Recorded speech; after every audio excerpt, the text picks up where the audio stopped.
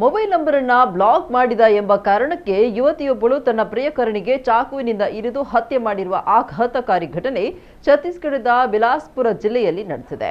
22 ವರ್ಷದ ರೋಶ್ನಿ ಸೂರ್ಯವಂಶಿ ಆರೋಪಿ ಯುವತಿ. 25 ವರ್ಷದ ಕಾಮ್ತಾ ಪ್ರಸಾದ್ ಮೃತ ಯುವಕ. ಇವರಿಬ್ಬರು ಕಳೆದ 6 ತಿಂಗಳ ಹಿಂದೆ ಇನ್ಸ್ಟಾಗ್ರಾಂ ಮೂಲಕ ಪರಿಚಯವಾಗಿ ಪ್ರೀತಿಸ್ತಾ ಇದ್ರು. ಕಾಮ್ತಾ ಪ್ರಸಾದ್ ಸ್ಥಳೀಯ ಹೋಟೆಲ್ ಒಂದರಲ್ಲಿ ಕೆಲಸ ಮಾಡ್ತಾ ಇದ್ದ. ಕಳೆದ 2-3 ದಿನಗಳಿಂದ ಕಾಮ್ತಾ ಪ್ರಸಾದ್ ತನ್ನ ಪ್ರಿಯತಮೆ ರೋಶಿನಿಯ ಫೋನ್ ಕರೆ ಹಾಗೂ ವಾಟ್ಸ್ಆಪ್ ಸಂದೇಶಗಳನ್ನು ಬ್ಲಾಕ್ ಮಾಡಿ ಆಕೆಯನ್ನು ನಿರ್ಲಕ್ಷಿಸ್ತಾ ಇದ್ದ. ಇದರಿಂದ ಆಕ್ರೋಶಗೊಂಡ ರೋಶಿನಿ ಆತ ಬೇರೊಬ್ಬ ಯುವತಿಯ ಜೊತೆ ಸಂಬಂಧ ಹೊಂದಿರಬಹುದು ಅಂತ ಶಂಕಿಸಿ ಆತನ ಬಾಡಿಗೆ ಮನೆಗೆ ನುಗ್ಗಿದ್ದಾಳೆ. ಮನೆಯೊಳಗೆ ನುಗ್ಗಿದ ಆಕೆ ಪ್ರಿಯಕರನ ಮೊಬೈಲ್ ನೀಡುವಂತೆ ಪೀಡಿಸಿದ್ದಾಳೆ.